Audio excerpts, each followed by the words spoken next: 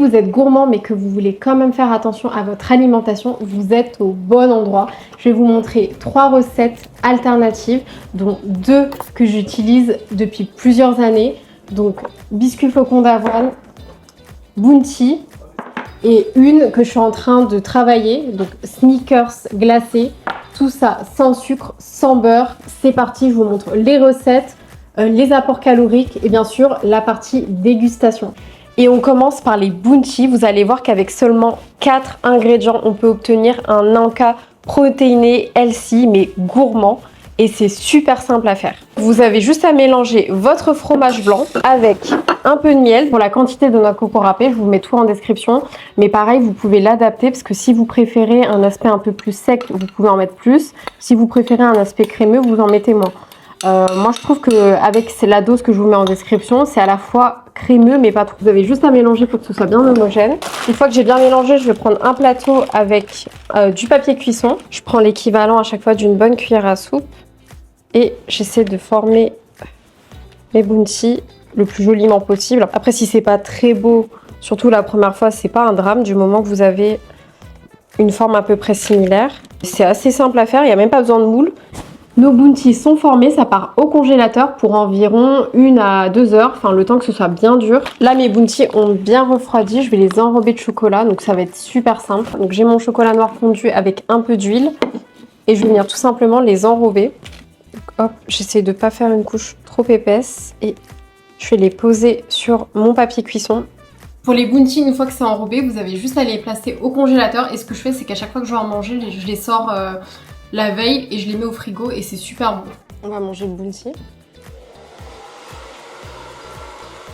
On a le chocolat qui est croquant et à l'intérieur, on a le côté onctueux. On sent bien la noix de coco avec la noix de coco râpée.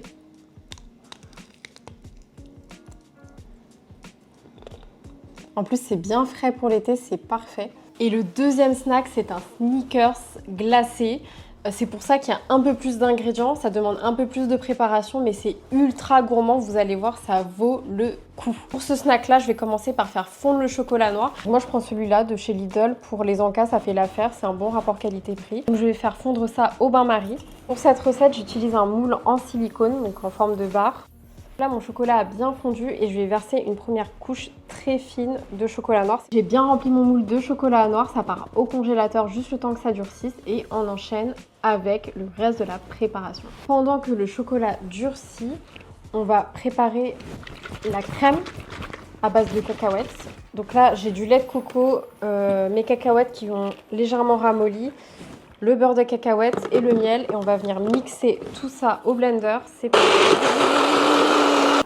Je vais vérifier la consistance. Mon chocolat a bien durci, je vais verser ma préparation. Donc je vais utiliser un bec verseur, comme ça j'en mets pas partout.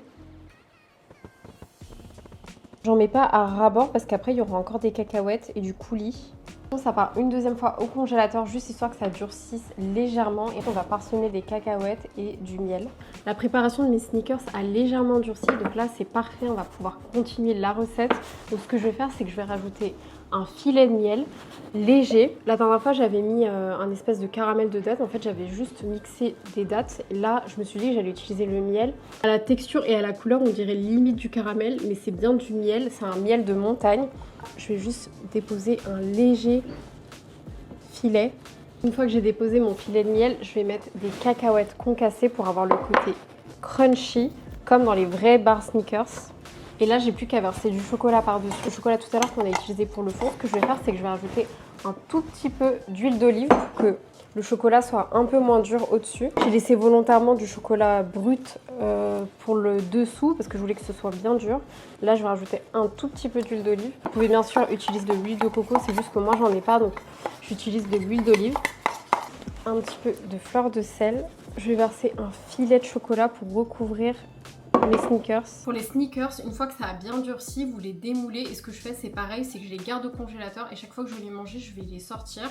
Par contre ça, vous avez pas besoin de les sortir la veille, vous les sortez quelques minutes avant de les manger parce que ça a l'aspect de glace, de Snickers glacés. Là on va en démouler un ensemble. J'espère que ça a bien pris. Wow, c'est pas mal. Là, le Snickers, je maîtrise pas forcément encore cette recette, on va voir ce que ça donne.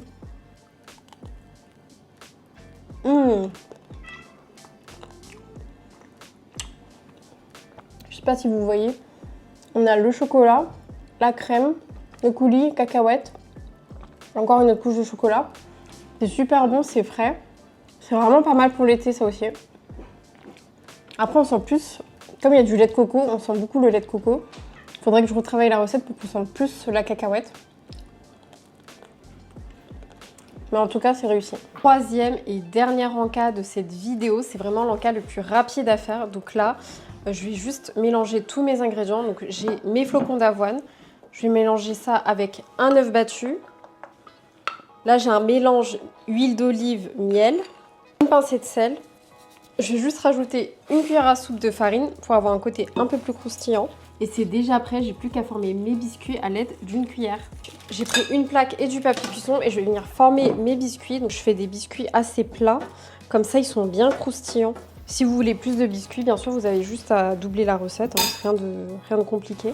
Donc une fois que j'ai formé mes boules, je vais venir aplatir mes biscuits. J'aime bien quand ils sont plats, comme ça ils sont bien croustillants.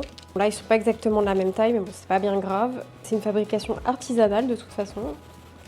Une fois que vos biscuits sont bien aplatis, ça part au four pour une quinzaine de minutes, 15 à 20 minutes à 180 degrés. Les biscuits sont déjà prêts, regardez, on va les laisser refroidir. Après, vous pouvez faire plein de toppings différents. Vous pouvez mettre un peu de chocolat noir, de la noix de coco râpée, c'est un peu comme vous voulez, ou même des amandes effilées. J'ai mis du topping chocolat noir et noix de coco râpée.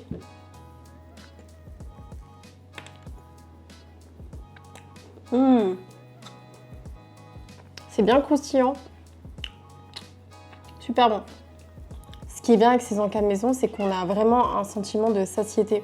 C'est-à-dire que quand vous allez les manger, vous allez être calé, vous n'aurez plus envie de remanger du sucre ou de grignoter. N'hésitez pas à nous dire en commentaire si ce genre de contenu vous a plu, comme ça je pourrais vous partager d'autres recettes healthy, parce que j'en utilise pas mal. Brownie, carrot cake, banana bread et j'en passe.